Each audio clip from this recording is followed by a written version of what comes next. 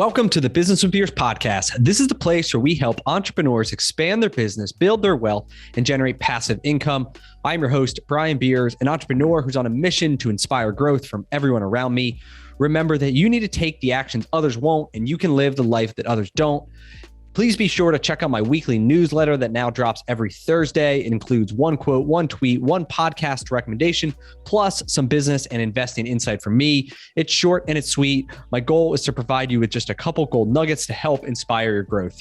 Go to brianbeers.com to subscribe. Hello, everyone. I'm excited today to bring you Scott Hallman. Scott is an entrepreneur, a coach, and the best-selling author of a book called The 7 Success Drivers to HyperGrowth: How America's Fastest-Growing Entrepreneurial Companies Can Achieve Greatness. Anyway, welcome to the show, Scott.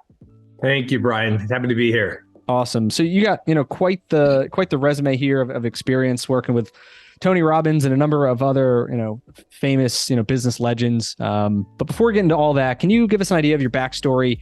Kind of maybe from the time you graduated high school, if you want to go back that far, or at least your first kind of business success, and then we'll go from there.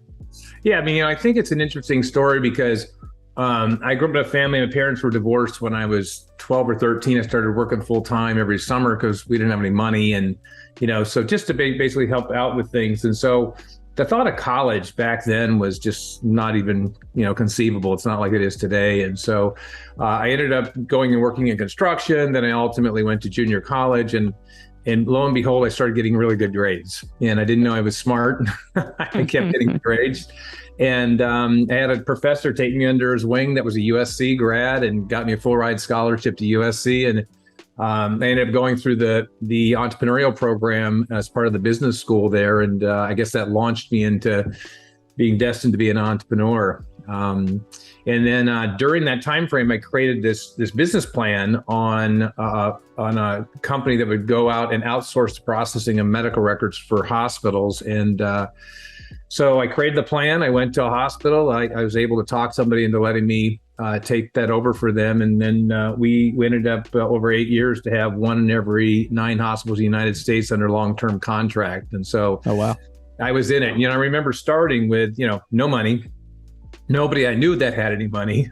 And then you learned about this thing called cash flow and profitability. And, so I'd read the book, The E-Myth, by Michael Gerber, and I started applying it to my business more out of desperation than anything else, because I had to eke out every dollar and optimize everything in the business in order to be able to pay the bills and continue to scale. That company hit Inc. Magazine's 59th fastest growing privately held company in America.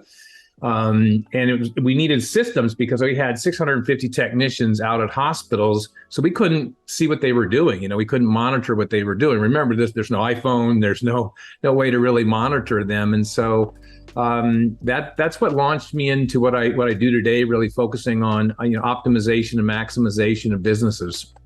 Okay. All right. So what year was that time frame for building that medical records company? I built it and then sold it in 91, 92. Okay. What'd you sell it for? I sold it for a significant amount of money. Okay.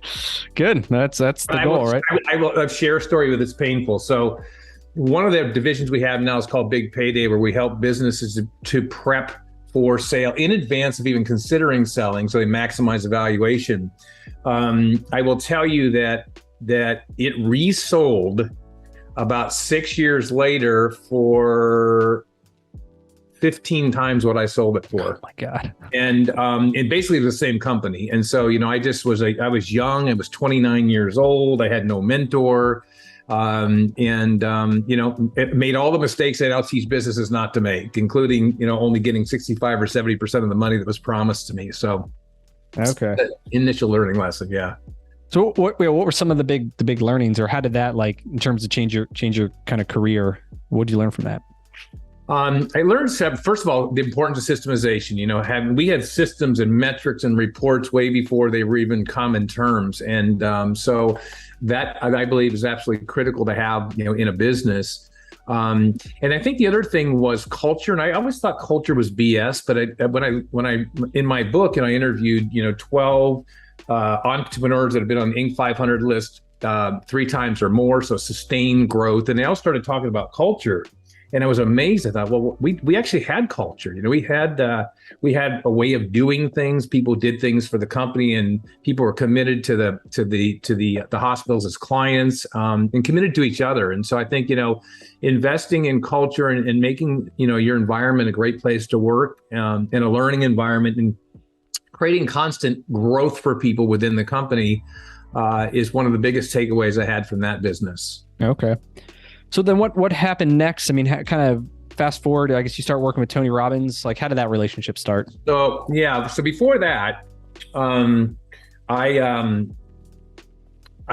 sold my business, sold the medical records business, and decided, anything I touch turns to gold, and I'm the stud, and you're 30 years old, right? Yeah. 29. Building businesses is easy. And I went into real estate, and I just got creamed. I built homes. The recession came. It was just a nightmare. And it's like, all of a sudden you're feeling like that imposter syndrome sort of kicking in, And so I did several things and kind of burnt through a lot of the money, and made a lot of mistakes along the way, again, that I now share with people. And in 99, 2000, I started another company in the IT consulting arena. The internet was just really taking hold. Yep. And it was called One Inc. And we basically took and combined call center with CRM, with marketing automation. And the whole goal was to create one common view of the customer, which is interesting because even today, it's not really fully there. The call center doesn't really know what's happening out in the sales force, et cetera. But that's what we did. And it was red hot, and it took off. And my co-founder and I raised $77 million from private equity and built that company up over a less than 3-year period of time. We were valued at just under $1 billion with a B. Announced going public, and 20 days before the market started to turn in 2020. And then we said, we'll take it off the shelf for a little while, and we'll keep it off the shelf, and we'll keep it off the shelf. And so we watched this $1 billion valued company, which was never really worth $1 billion, but kind of just go away. We sold the pieces off, and at that point, I made a distinction. I was working. I would go to work at 8 a.m. At 10 o'clock, I'd pick up my meal 4 nights a week at the same restaurant, who'd make me something different. I want my wife to cook. It was just full crazy times getting the company ready, and I made that distinction. I'm not going to do that again. I don't want to be in the boardroom anymore. I don't want to do that. I remember, coming home, and, my kids didn't know who I was. I mean, exaggerating a little bit, but certainly didn't have a connection. And I said, I'm gonna coach all my kids' sports teams. I'm going to spend time with them, and I'm going to start a business. So I created a program called The Power of One after spending a lot of time with Jay Abraham and Jay Conrad Levinson, not as clients or friends even back then. They both became that, but.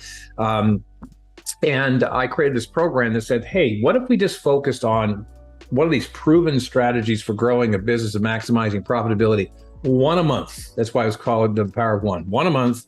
You can double a business in a year as far as profitability goes. And I created that program. Jay Abraham endorsed it. It went really, really well. And so him and I did this program called the 4-Star Coaching Program. Still remember it to this day. And we were it was one of the early days, now, where you'll get on these massive webinars, you pay a monthly fee and you get to hear the gurus talk. Well, that's what we thought we would do. We only got 68 people, and Jay said, I don't want to do it. I said, well, I'll do it. I'll do it, and I'll teach them all this great program I wrote. And that's what I did, and took on 68 clients at once, which was a nightmare, and quickly realized that the out-of-the-box training programs don't work.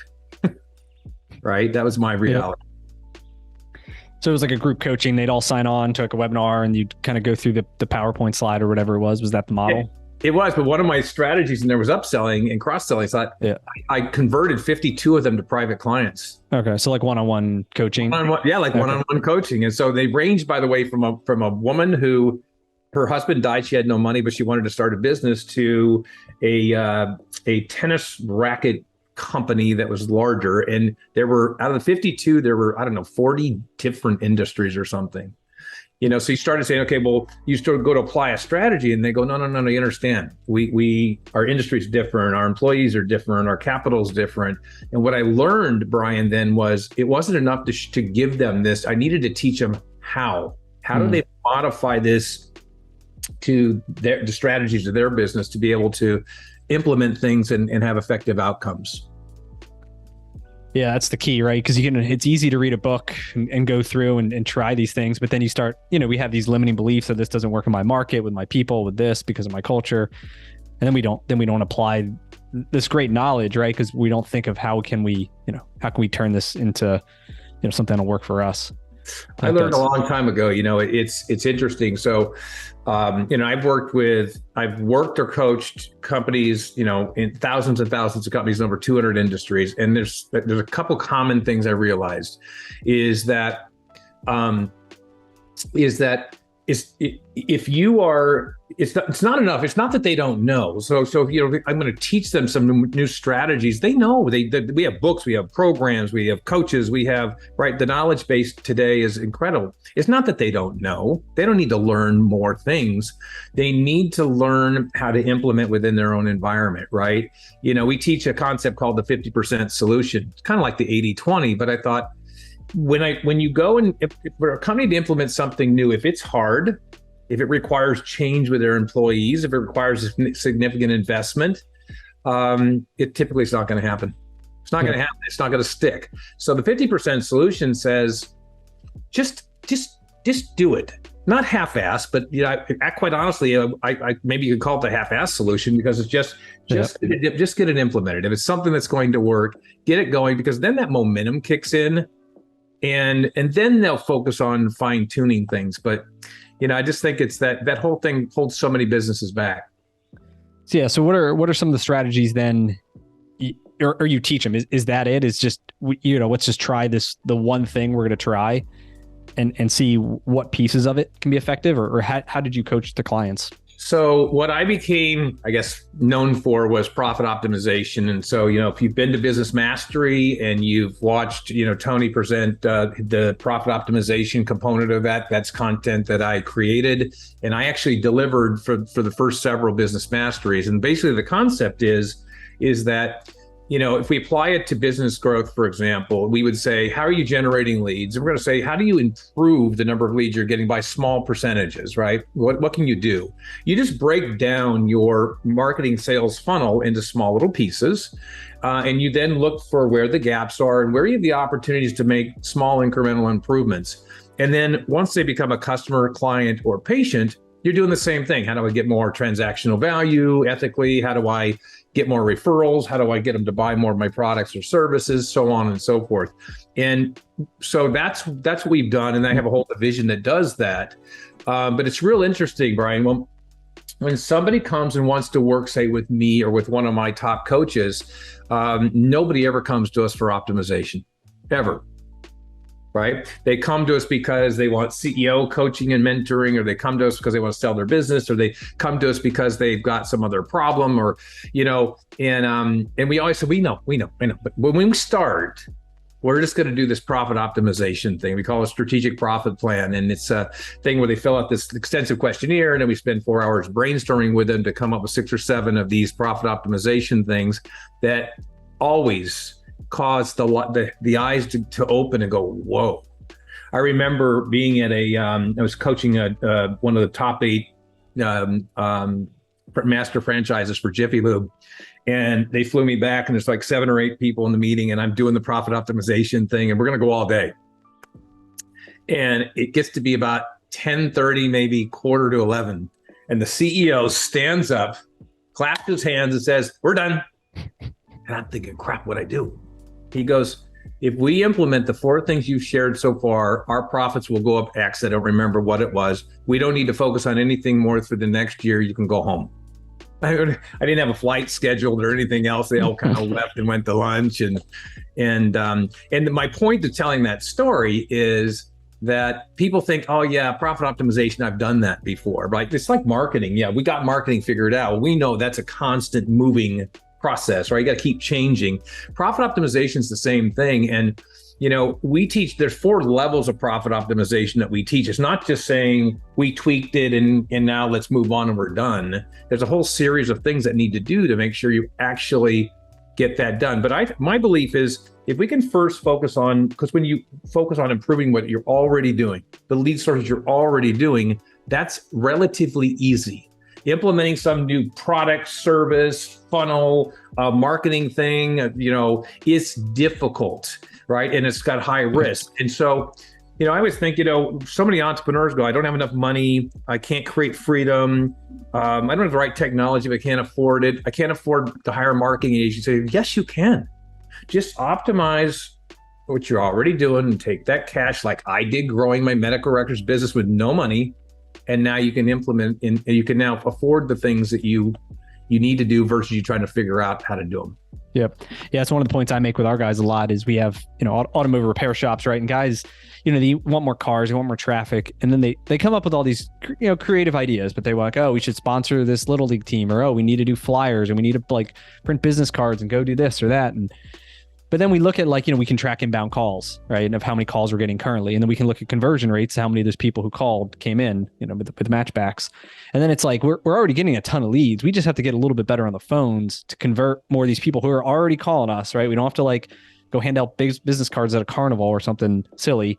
We just got to get more of these people in. And it's like you said, there's nothing new. It's no magic. We just got to be a little bit sharper, a little bit nicer, have a little bit more sense of urgency, right? All things that within a day of training and listening to some calls and hearing, how we're doing on the phones, we can easily get, 5-10% more of the people calling in, which is, if we can execute right on the sales per car is a huge impact. Yeah, it's interesting to share a Jiffy without going anything confidential. This is because it's broad-based. Is that with Jiffy Lube? One of the things we did. This may even help you, but they would say people call, and we know if they call and you answer the phone live, your chance of getting them in is dramatically higher than if you got to call them back, 3 or 4 hours later when they just went to Midas, right? 100%. Yep. All right. So we started looking at we started tracking with each of their, I forget, they had 80 locations or something, how many of the calls are answered live. And the variance among the 80 was dramatic.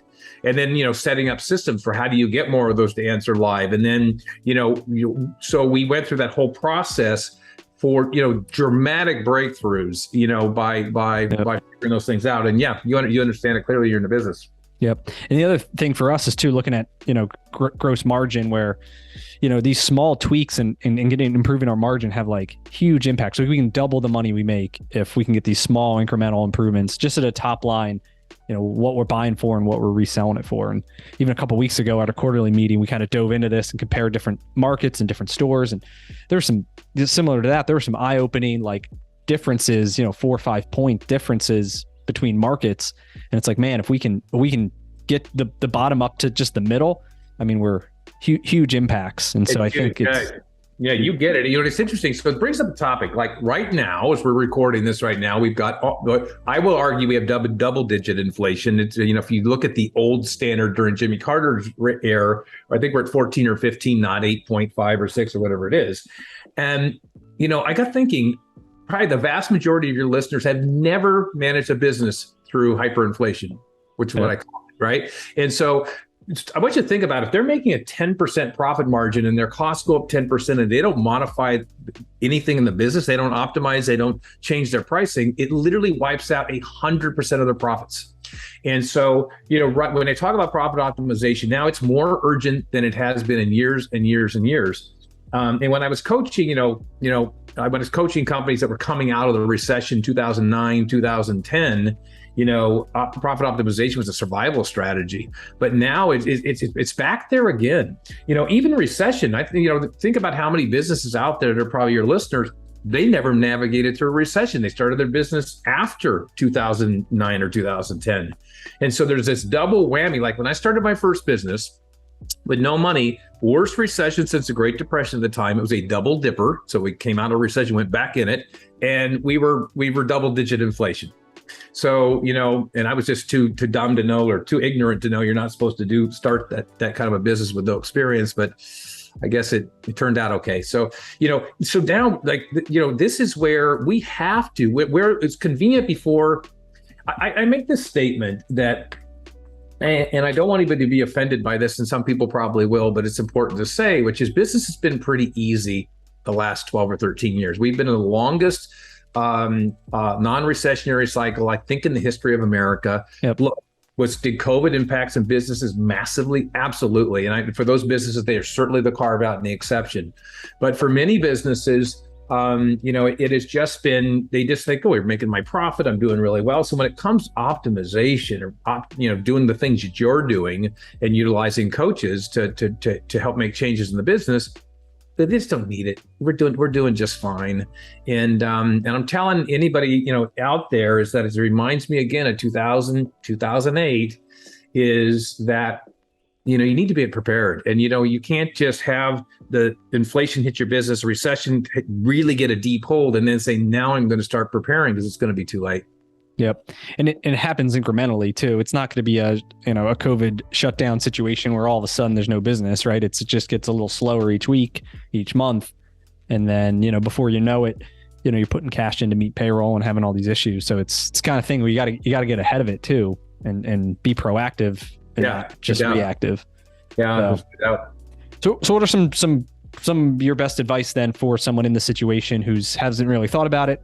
How do they go about, keeping, optimization, but really it's, surviving or pricing up to get to, keep up with inflation here?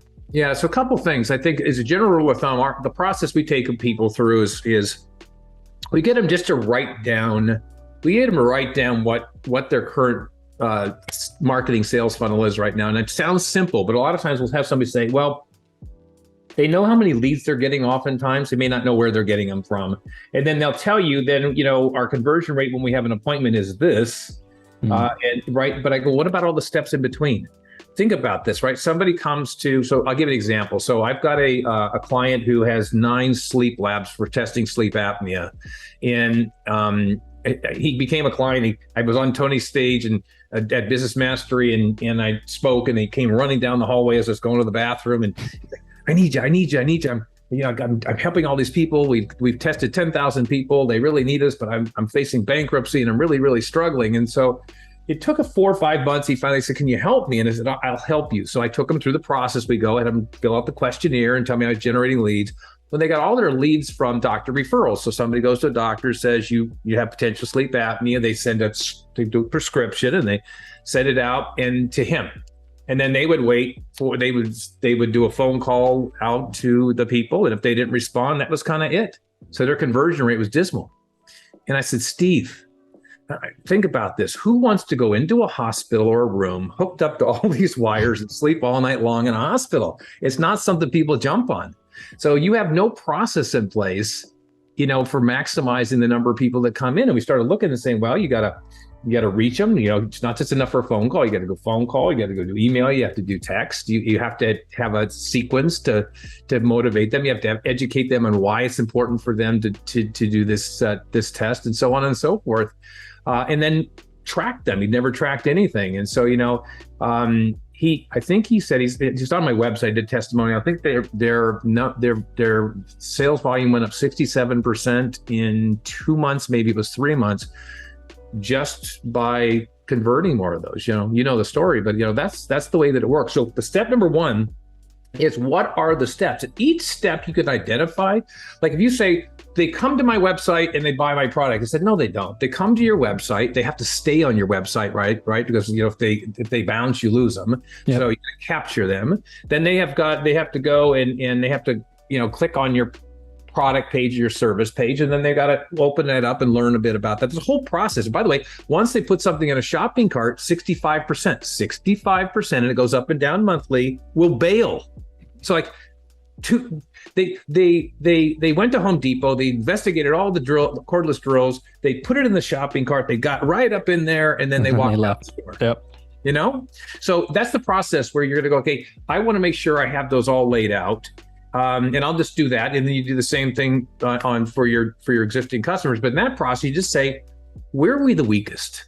Where are we not doing well? Where are we missing the ball? Wow. Well, if I were to use your business, we're not answering the phones live. All right. And I go, wow, if you're not answering the phones live and you compare live versus not live, and you say that's a 40 or 50% difference, I've now identified. Just work on that power of one, just that one thing, nail that down, and then you can move on. So it's that's the process that I recommend for everybody to do. And I have a really good friend of mine that calls it the boring way to riches. I said, that's, so. Yep. Awesome. Yeah. So, I mean, you've had a lot of success here in your career. So what motivates you to keep going here?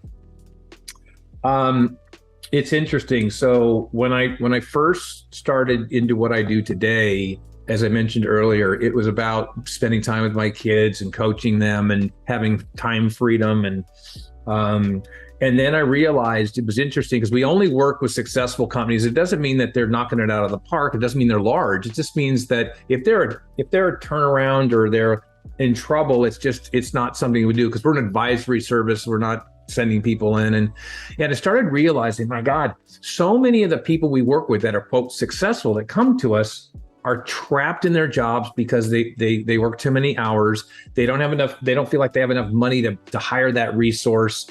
And to create the time freedom. And look, the vast majority of their wealth is wrapped up in a business and they're not doing anything with it. And I started thinking, my God, if we can just show them how to make an extra 10 or 20% out of their business, 30% of their business, it is literally a game changer. And it is. It changes people's lives. And I say I'm committed all the way down to the rice farmer who, is just barely making ends meet, that finds a way to make a little bit more money. It changes their life wherever they're at. And that's inspiring to me to make that difference. I can't imagine ever giving it up. I have other business interests that I do, but I spend about 17 of my personal hours coaching clients to this day. And it's interesting because they're from 15 different industries, ranging from a duck farmer to a woman who creates these little pumpkins and paints them and sells them at Walmart, et cetera, to leading online, companies, to, sales training companies, and you name it. It's all over the place. So it's fun. It's a fun process, but the problems, the challenges, and the opportunities are the same across the board. So I'll never give that up, I don't think, until, the day I die, no matter what I do, because it's fulfilling. And it's kind of a little bit unfair that I learn as much from them as I teach them. Yep. That's true. And a lot of their challenges you can help apply and things that they're trying to your other clients, right? So you kind of start to create this network effect too. Yeah. I would imagine. Absolutely. What's your book about? Is it a lot of stuff we talked about, profit optimization, pricing up to inflation? What's it look like? Yeah. So the book was interesting. The book started off as a marketing thing. Somebody came to me and said, "Hey, just interview a bunch of people in an industry, and they'll all want to hire you or your coaches, and just plop it in a book and go." So I said, "Well, I've coached and helped multiple Inc. 500 companies, and I've had two myself, and so I'm going to do that." Well, like interview number one, I'm interviewing somebody, and I'm fascinated, and I'm walking through the process with no real end goal in mind, except I'm not doing this, right? I'm not doing this. This is going to be, I'm going to write a real book. And so my goal was, what do they all have in common? And so again, they were 12. The cool thing was 12 businesses from 12 different industries, which I loved because, you're looking at, a super high-tech Amazon, technology company is in the book. A guy who was the early stages of creating what we now know as Tempur-Pedic, or it wasn't Tempur-Pedic, but like Casper, types of guys, to somebody who's doing digital security, to a guy who makes hot dogs. They're like the 50% of the frozen hot dogs and frozen pre-prepared foods they make. It's a fascinating story.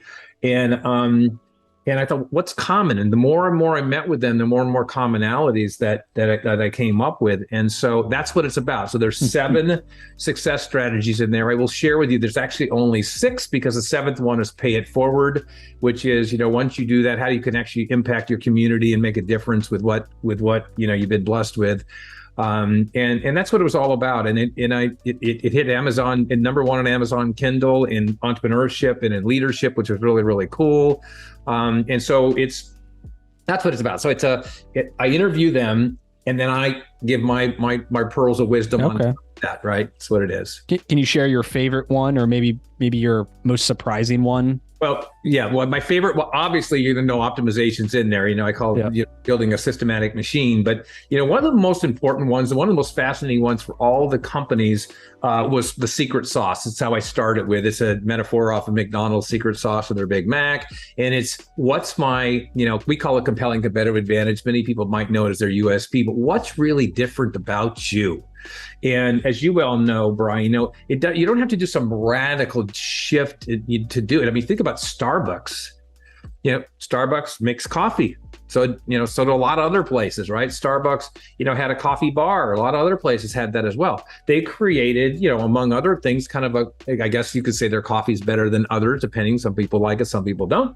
But they created a cool environment, a place to come socialize. It's a game changer, right? So a lot of times it's not that significant a change. So the secret sauce is important for every business, especially right now. We're inflation and you're looking at raising your prices.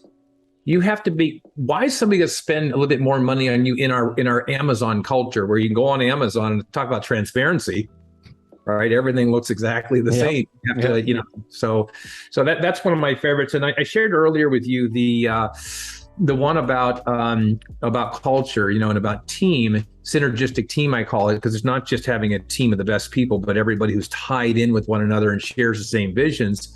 You know, and having a kind of a common purpose where they want to do things. They don't come to work. They come to do because they want to make an impact in what they're doing and grow. And so those are some of the most important in the book. Awesome. Cool. I appreciate you coming on and sharing all your kind of wisdom and years of experience, you know, with me and the audience here.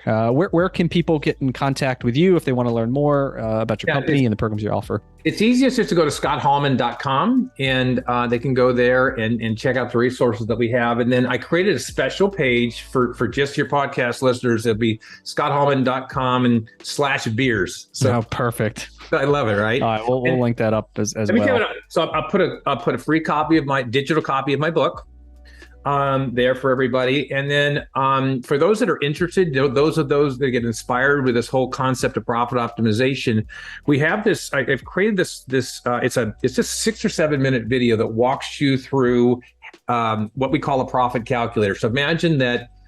I talked earlier about they have to identify their steps. So what it does, it takes any business can go in and say they can just put in their steps of the process, helps them think through that. And magically it calculates if you're doing this much revenue and this much profitability, and you make these small 3% improvements of each of the things you put in on your that are personalized to you, you'll see a 50 to 100% profit increase potential. And hopefully from that, they'll get excited enough and want to learn more. And by the way, real important, we don't see that information. We don't capture that information. It's just, it's a tool for you to be able to use to see how this stuff can maybe impact your world and prepare you for the coming economy. Awesome. Cool. Thanks again. We'll link all that up. And I appreciate you coming on. All right. That was fun. All right. Thanks, Scott. That's all we got for this episode with the Business with Beers podcast. One thing that would really help both us and other new potential listeners is to rate the show and leave a comment in iTunes, Stitcher, wherever you listen. Also, make sure to link up with me on your preferred social media platforms, LinkedIn, Instagram, Twitter, Facebook. You can find all my links at brianbeers.com. Please just share the podcast with anyone who you think might enjoy it. And until next time, remember to take the actions others won't to live the life that others don't.